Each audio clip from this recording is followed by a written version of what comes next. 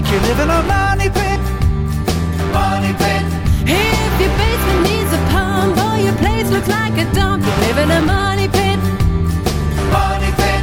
Pick up the telephone, fix up your home sweet home by calling 888 Money Pit. The Money Pit is presented by Home Advisor. Now, here are Tom and Leslie. Coast to coast and floorboards to shingles, this is the Money Pit Home Improvement Show. I'm Tom Kreitler. And I'm Leslie Segretti. And we are super glad to be here with you to help you with your home improvement projects, your do-it-yourself dilemmas. What are you thinking about doing right now? Look, it's still winter, sort of, but not too much longer, right? So you got to start thinking a little bit about what lies ahead. March is around the corner, and it's going to start to warm up and green up, and that is when we get so inspired to take on so many projects inside and outside our house. So if you've got one that you're thinking about, why don't we help tackle it together? Call us right now at 1-888-MONEY-PIT. Coming up this hour, if you are feeling stuck in the winter and you've got the blues, because, let's face it, it's still a little dark outside, we're going to have some tips on the best paint colors to spark both a better mood and a brighter space. Plus, did you know that one common laundry room item is sparking hundreds of emergency room visits for kids? We're going to share important do's and don'ts to keep your kids safe. And after a winter of chilly temps, are you getting ready to replace leaky or drafty windows? We'll have some tips on the best way to get that project done for year-round energy savings. But first, we want to hear from you. We want to hear what you're working on, what you're thinking about working on, what's going right in your house, what's going wrong. Give us a call right now at 888-MONEY-PIT or post your question online at the Money Pit's community page at moneypit.com. We've got Cindy in Michigan on the line who wants to talk about reducing energy costs. How can we help you? Is there a way to lower your electric bills by generating your own electricity? I've heard of solar panels and windmills, and seems like they cost a lot of money to get them going, and I'm wondering, is it actually feasible financially to do something like that? Yeah, well, first of all, the most effective way to cut those energy costs, and especially if we're talking about heating and cooling energy, is to improve the energy efficiency of your home.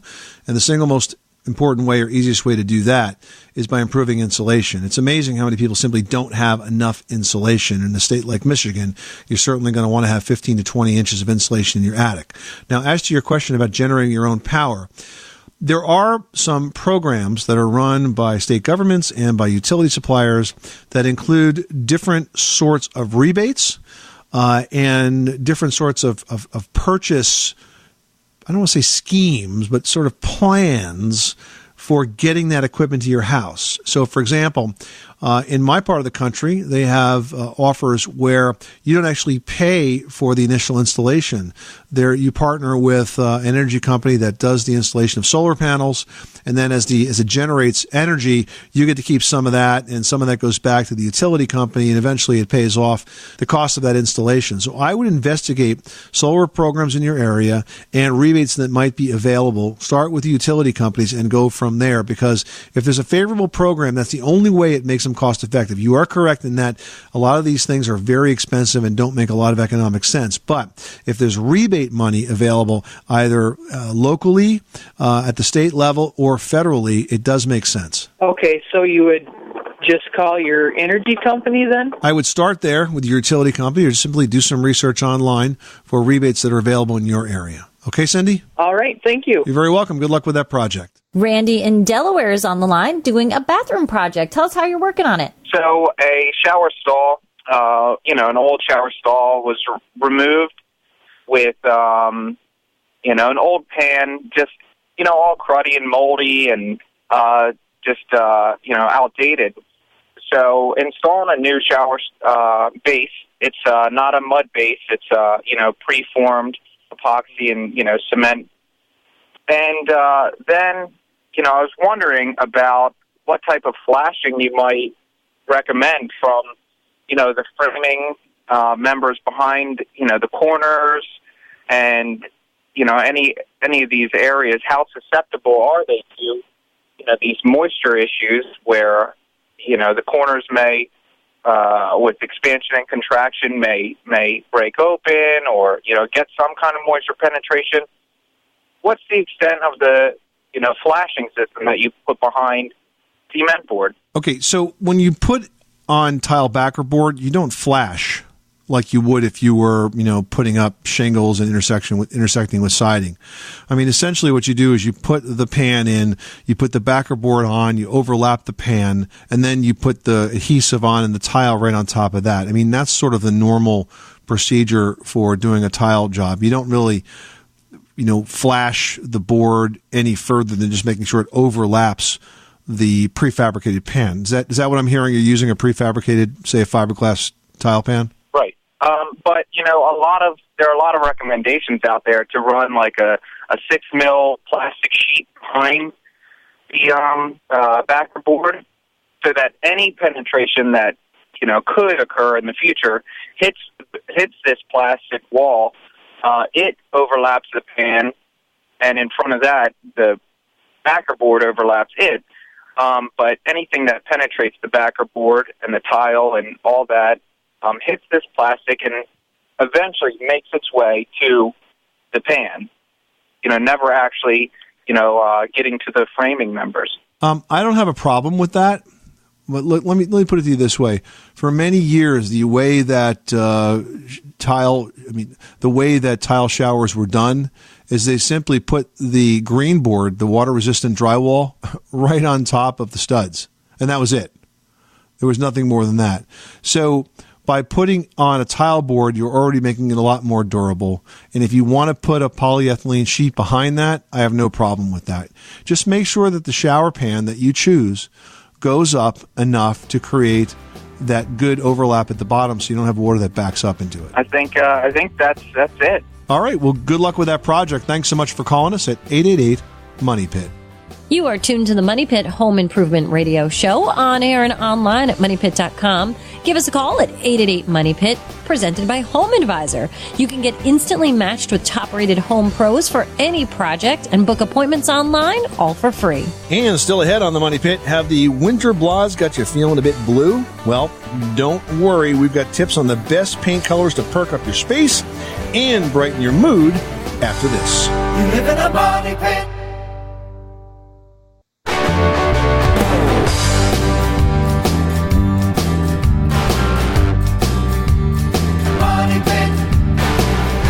Making good homes better. This is the Money Pit Home Improvement Show. I'm Tom Kreitler. And I'm Leslie Segretti. Give us a call right now with your decor or improvement question at 888-MONEY-PIT, presented by Home Advisor. The fast and easy way to find the right pro for any home project, whether it's a small repair or a major remodel. We're standing by to take your calls, your questions at 1-888-MONEY-PIT. Linda, you've got the Money Pit. How can we help you today? We had a new kitchen floor installed about a week and a half ago. It was a middle-of-the-road grade sheet vinyl, and a couple of hours after the installers left, we were moving stuff back in, and we moved the refrigerator, and it gouged it a couple of times. And the flooring has a 15-year warranty, so they said they would, honor that and replace it or patch it or whatever. But then 2 days after that, my 8-month-old puppy got a hold of the seam and ripped it in several places and also took a couple of chunks out of the middle of the floor. Oh, boy. So I called the rep back, and she suggested going with an LVT Click-It tile, luxury vinyl tile. And I was just wondering what you guys thought is, if that would be like a viable option, mainly because of the dog. I mean, I just don't know. And another thing is she was saying that they would probably install it right over the floor that they just put down, so that would mean we have the subfloor, my old floor, the new floor, and then this tile on top of it. It's a floor sandwich. Yeah. First of all, whether or not you can put it on top of old layers of floor is really a manufacturer specification. It's not unusual. For example, when you put down laminate floor, that always sits on top of whatever's underneath it because it kind of floats. So it might be that it's perfectly fine. Luxury vinyl tile is probably way more durable than sheet vinyl. Sheet vinyl tends to be really soft, so I'm not at all surprised that it got torn up just by moving the refrigerator back and forth. I mean, you would think that if you're in the flooring design business that would be sort of a standard. Like if your kitchen floor can't handle a refrigerator being rolled back and forth, you probably shouldn't be in the business. But unfortunately, a lot of those sheet products are very, very soft and can easily tear. It's a darn good thing that you got your claim in, though, before the dog ripped the rest of it up, because otherwise they may not have had any interest in helping you. But I do think a tile is going to be a pretty durable option. I wouldn't be too concerned about putting it on top of the old floor as long as it's permitted by the manufacturer's installation instructions, which you certainly should ask for a copy of so that you can review. Okay. All right. Well, thanks very much. I appreciate it. All right, Linda. I hope you love that dog. It's costing you a lot of money. Yeah, we do. We do. All right. Thank you. All right, Dale in Georgia is on the line with a question about a shifty front door. What's going on, Dale? Our house was built in 1937, and it's still settling back and forth spring and winter and summer. And the front door, I've had problems getting it to catch the striker plate, so I've had to move it back and forth. And we're at a point now where the house is settled again, and I can't even latch the front door. How convinced are you that the house is actually moving as opposed to the front door just kind of getting out of whack? Just about positive. I can see there's a different gap at different times of the year. It'll be like at the top in the summertime and at the bottom in the wintertime. And what kind of door is this? Is this a metal door, a wood door? No, it's a solid wood door. The solid wood door. And you really like this wood door? Yeah, I think it's the original door. It's got the handmade glass in it and the ornate decoration around the edges.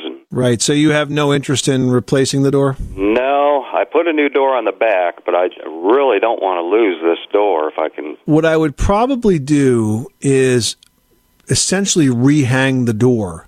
So what that's going to require is you removing the trim from around the door inside and out so you can see just the jambs. Because I suspect that the jambs are not securely attached to the framing, or they may have loosened up over the years. I would basically want to rehang this as if it was a new door, but maybe with not doing all the work that would be responsible for that. So if you pull the trim out, then you're going to look at the attachment points for the jambs. You're going to do one final adjustment, getting the door exactly where you want it. And then you're going to resecure the door jambs to the door frame. You need to make sure that the space between the door jamb and the door frame is completely shimmed with a wood shim. So you would use wood blocks followed by usually cedar shingles, one from one side, one for the other. If you push them together, they get wider and they get thicker and they get nice and tight. And then what I would do is I wouldn't nail it in. I would actually use a drywall styled screw. So a long case hardened screw that you can set just below the surface of the door jamb and then putty over it. Because if you attach them with screws and you shim it properly, that door really shouldn't move. The expansion and the contraction of the door is about all you really should have left. And if it gets tight at one point in the year, I would take the door off and I would trim it a little bit just to make enough room for it to close when it's fully expanded. Okay. That's something I didn't think of. All right. Well, I do appreciate it. Good luck with that project. Thanks so much for calling us at 888-MONEY-PIT. Well, this is the time of year that really drags on for a lot of people. You know, the holidays are behind us. Winter just seems to be dragging on, and spring, well, that doesn't seem like it's anywhere in sight. But while we wait for spring to show up, one great project to perk yourself up is painting with color. 'Cause, you know, color can be a real pick-me-up for your room and for your mood. You know, and it really depends on the color that gets the different kind of mood reactions. So, for example, think about orange. It creates a warm, really kind of inviting environment, and you want to look for a shade with maybe a pink or a yellow undertone, and that can liven up a foyer or a bathroom or the kitchen. I mean, really great color to bring in. Plus, coral is the Pantone color of the year, which sort of falls into an orange, depending which coral you pick. Now, blue, that's another favorite, and don't be afraid to go dark. With blue, it's a really good idea to paint a large swatch on that wall and check out the color in different light. You want to see what it looks like in the daytime, in natural lighting, as the day progresses and the light changes, what it looks like with your lights on. I mean, it's really an extra step that's totally worth it. I mean, you try on your clothes, so why not try on paint? Finally, yellow. Such a super happy color. But if you go too light in a room with a lot of natural light, it's going to end up looking white. So try to choose a deeper shade that's got some warmer orange undertones. And it's such a happy color to bring into the house. You know, I'm glad you mentioned the idea of sort of painting a swatch on the wall, because the manufacturers are making it a lot easier to do that right now. Pretty much all of them are selling these like sample size, like almost like baby food jars size of paint, so that you can do just that. You know, you could paint 2 or 3 different colors on the wall of the ones that you're kind of considering, and then watch them through that whole light cycle day to night. And it really helps you know what you're getting into before you paint the entire room and decide you don't like it. So all great tips to help spark a better mood while we wait for spring to arrive. Belinda in Kansas, you've got the Money Pit. How can we help you today? I'm living in this apartment. It's a senior complex. It was an old school at one time. It's 3 stories. It was completely gutted. Everything's new on the inside, new double pane windows. But it's in the northeast corner of the building. I'm having an awful lot of problems with draft and then cold air coming from the walls underneath the windows, because it's brick and stone on the outside, and so there's the air pocket and then your inside wall, and so at night it's like living inside a refrigerator and trying really and trying to. That does not sound very pleasant. It's not. I lay in bed at night and I don't sleep, because I'm just listening. It's a heat pump, too, that they put in these. And so it's going all night long. It never shuts off. Yeah. And so I'm just wondering if they would, or, they probably could if they would, because the National Historic Association is also in on this, being it's an old building. So you're essentially wondering, Belinda, what you can do, because you're a tenant, right? So you don't own the building. Right, you can't replace the windows. So what are your options? So you have a couple of options. So first of all, if you wanted to spend some money, you could order interior storm windows, but of course you'd have to be custom made to fit the windows, and they may be pricey. If you want an inexpensive option, there's 2 ways to go. One thing is you could use shrink film, which is basically a window film that gets essentially double-faced tape to the inside trim, and then you use a hairdryer to shrink it so it's taut and clear. And the other thing that you can use is weather stripping, caulk weather stripping. Basically, it's a temporary caulk product, and it's clear like a silicone, but it's not silicone.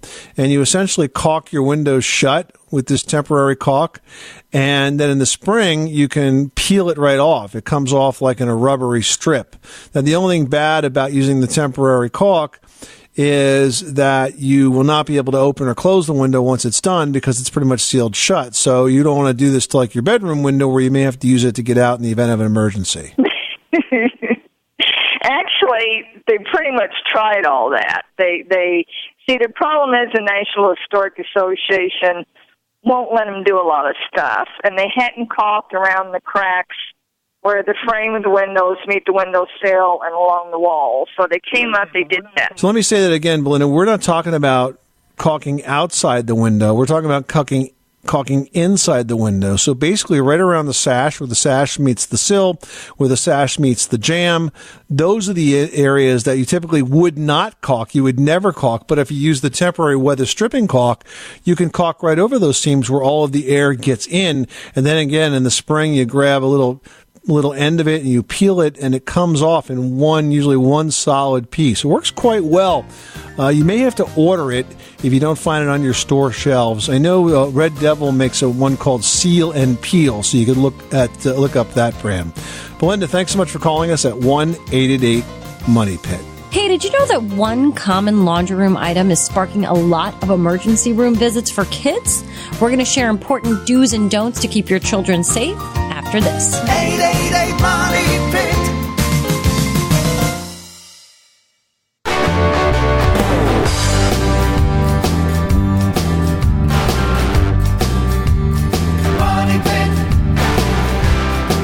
Money Pit is presented by HomeAdvisor.com. Whether it's minor repairs or major remodels, leave it to HomeAdvisor to do the work.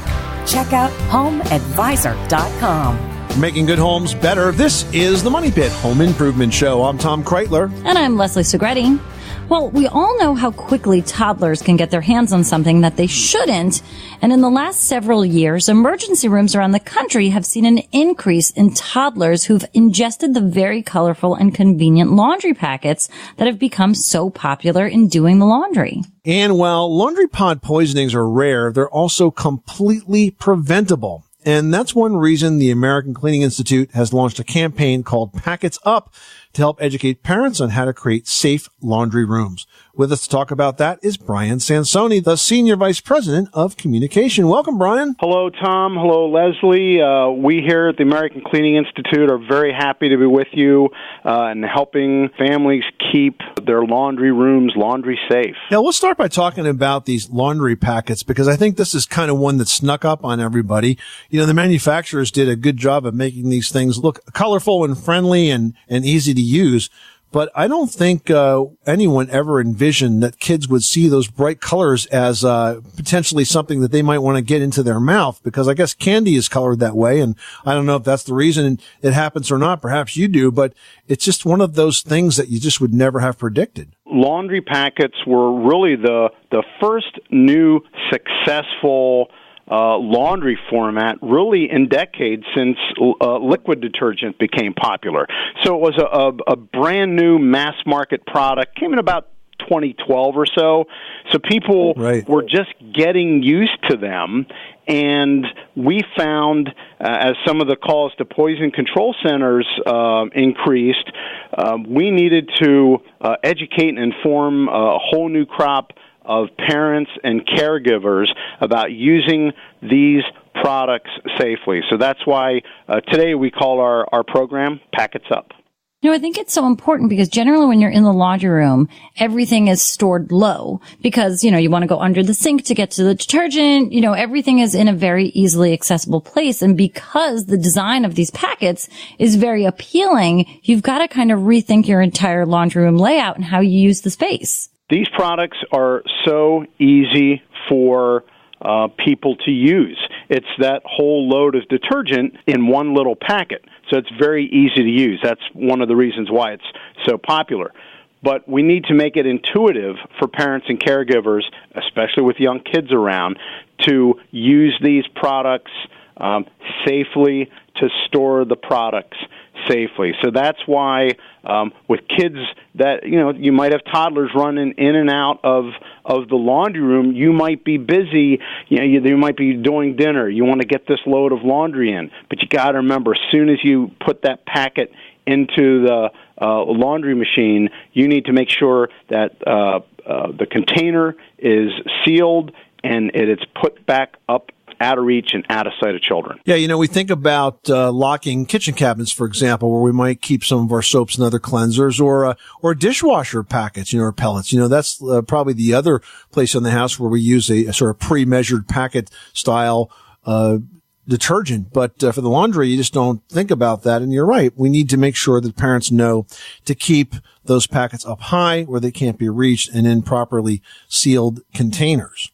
What are some other tips for safety in the laundry room that people may not be thinking about, Brian? One thing is to make sure with the laundry packets that you keep it in the original container. You know, I've seen some design gurus say, hey, why don't you make it more decorative and put it in a different canister. You should never do that because all the safety and usage information is in the original container. So as appealing as that might be design-wise, you want safety first, and that's why you keep it in the original container, and then you make sure it's out of sight and out of reach.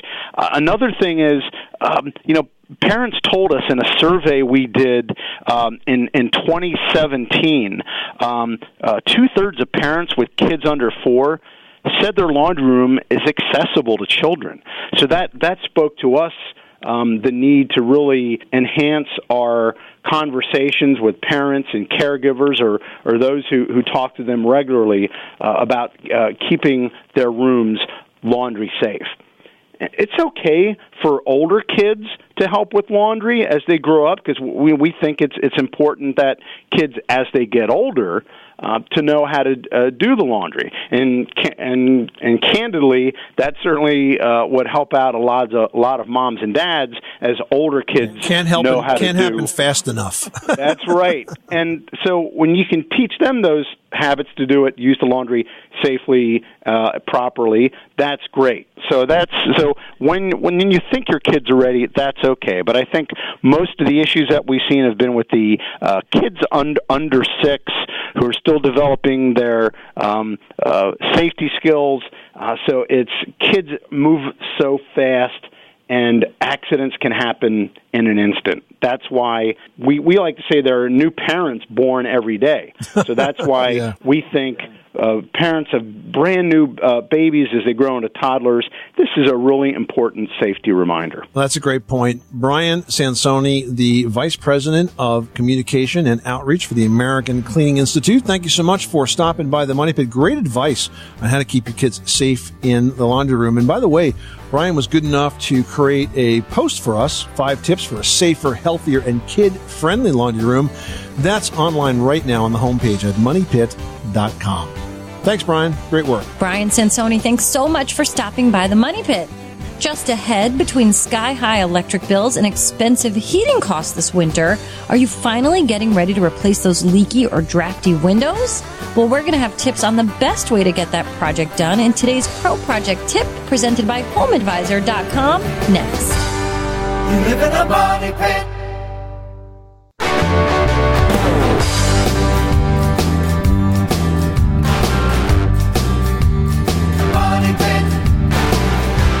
The Money Pit is presented by HomeAdvisor.com. Whether it's minor repairs or major remodels, leave it to HomeAdvisor to do the work.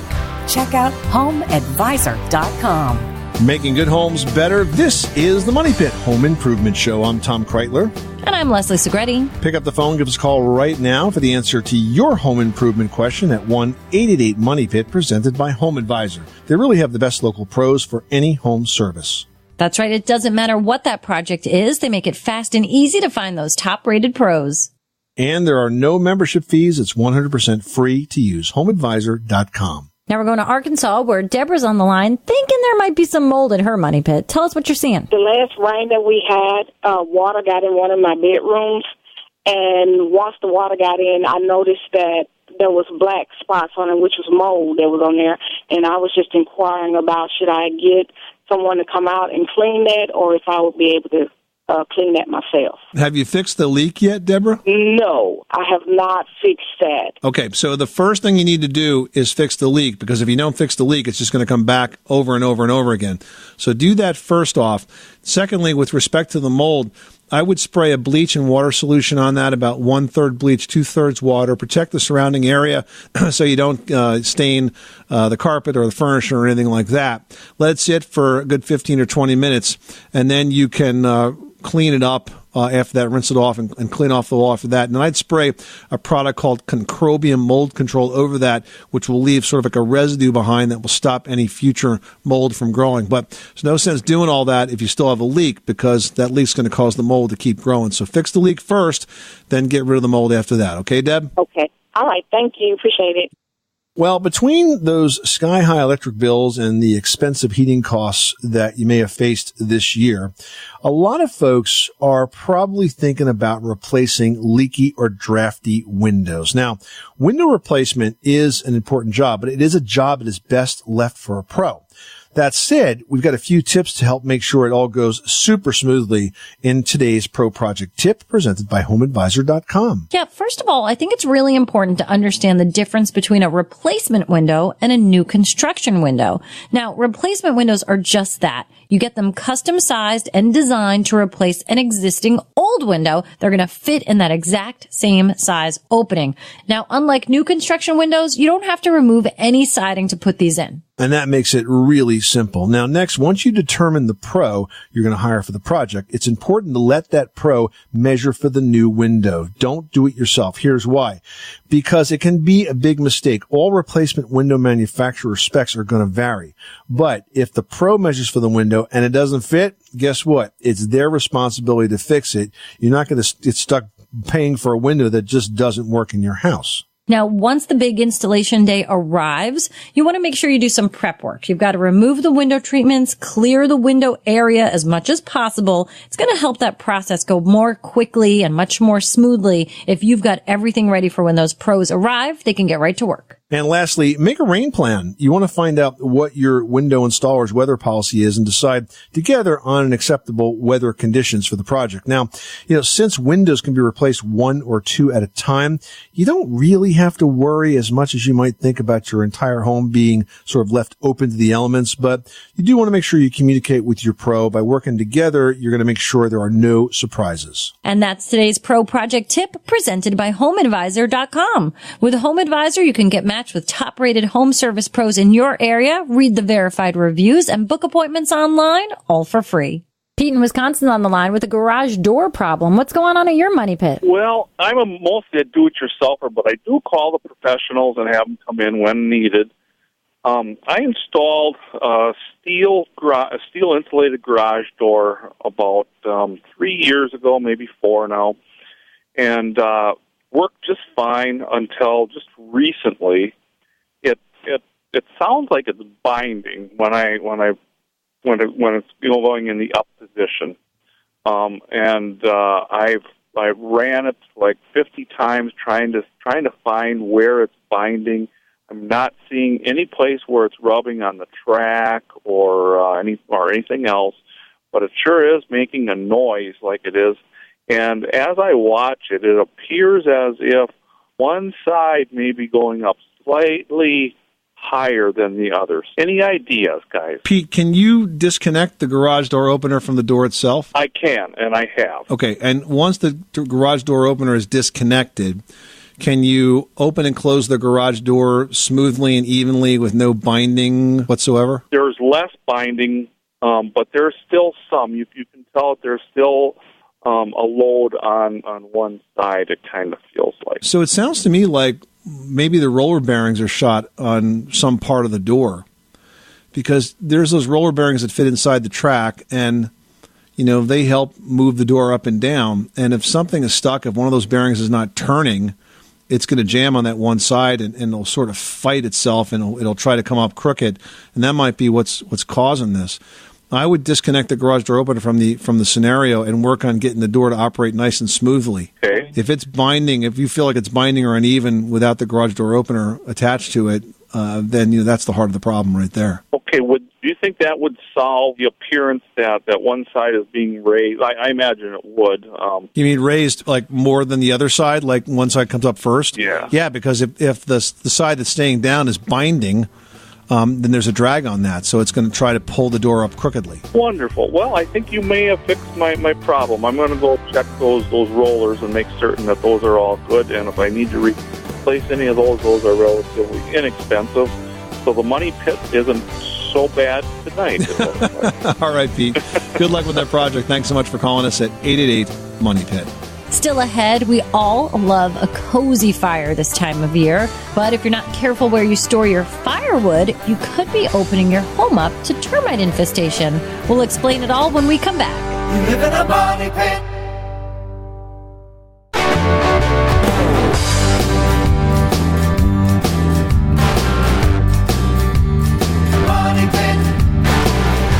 The Money Pit is presented by Easy Breathe Ventilation Systems. Don't stay trapped breathing stale, dirty air this winter. Call Easy Breathe and save 20% on clean, fresh indoor air all the time. Call 866-822-7328 or visit easybreathe.com. Making good homes better. This is the Money Pit Home Improvement Show. Give us a call right now at 1-888-MONEY-PIT, presented by Home Advisor, where it's fast and easy to find top-rated local home improvement pros for any home project. Go to HomeAdvisor.com. And don't forget to post your questions in the community section on MoneyPit.com. And I've got one here from Kim, who writes, how should I be storing and maintaining my firewood supply? I heard that storing wood too close to the house can invite termites. That's a great question, Kim, because you're absolutely right. You know, in the 20 years or so I spent as a professional home inspector, it was not unusual for me to find neatly stacked logs of firewood right up against the siding of house. And as a result, we saw termite infestations get into that house too. So you want to have some airspace around it. Pull it away at least a foot from the house and keep it up off the ground if you can. And if not, set it up on some concrete blocks if you don't have like a rack. It's important you do that because otherwise your house is going to become a termite buffet. And here we have a post from Lori who writes, my kitchen isn't that big and my one window is a precious source of light. Can you suggest any window coverings that provide style but don't block out the light? Leslie, this is a great question for you, but I mean, in a situation like this, couldn't you just like leave the window treatment off? I mean, what do we call that? A naked window? It's kind of a decorating trend. I mean, it's true. I think it really depends on what your view is, what your need for privacy is, what that window faces. There's so many things that you can think about, but you do not have to have a window shade or anything on it. So why not keep it open? Well, are you ready for a laundry room redo? That is a project that will go well if you start with what we like to call good bones, basic functional systems that work the way they should to help clean your clothes and prevent a disaster. Leslie has the checklist you need to know in today's edition of Leslie's Last Word. Leslie, laundry rooms are wrought with potential disaster if some of these things aren't done right. It's true, but they're also filled with potential design and usefulness if you go in the right direction. Now, first of all, you want to start with your basics. We're talking about the water supply hoses. Now, typical rubber-based water supply lines have a tendency to swell and burst, so we recommend replacing those with braided steel ones. It will save you a lot of headaches should anything ever happen to those rubber hoses. Here's another biggie. Install an automatic shutoff valve. Now, these can detect an out-of-the-ordinary water flow before it actually turns into an all-out flood. And while you're at it, get familiar with the location of your water valves. You're going to want to know where they are in the event of a problem and make sure those valves are accessible and functional and that every person in the house knows where they are and how to use them and label them very, very, very clearly. Now, if you've got a separate water valve for your hot and your cold water, take this opportunity to upgrade to a single lever turn-off valve, which means both the hot and the cold water supply will turn off at the same time. And finally, remember to clean out your dryer vent every 6 months. I'm not talking about the little lint basket inside the dryer that you should be cleaning every single time you do a load of laundry. I'm talking about the actual dryer vent duct that goes to the outside. Now, lint can collect in that exhaust duct and catch on fire, and those fires are responsible for multiple deaths and nearly 15,000 dryer fires each year. Cleaning out that dryer vent is very simple. It's a simple tool you can buy online. You can hire a pro to do it. Just do it. Yeah, and that's a great point about the automatic shutoff valve. There's another thing that you can do, and that you can install a smart home water monitor. There's one out now a few months from a company called Streamlabs. Basically tracks your water usage, and if all of a sudden you start to use a ton of water, it can actually send you an alert to your smartphone, so you'll know to get back home and take care of that right away before your furniture starts floating out the front door, I guess. This is the Money Pit Home Improvement Show. Thank you so much for spending this part of the day with us.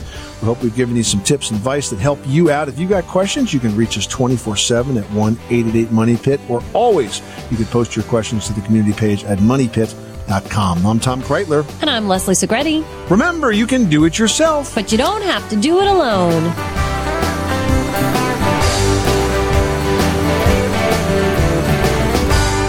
You live in a money pit.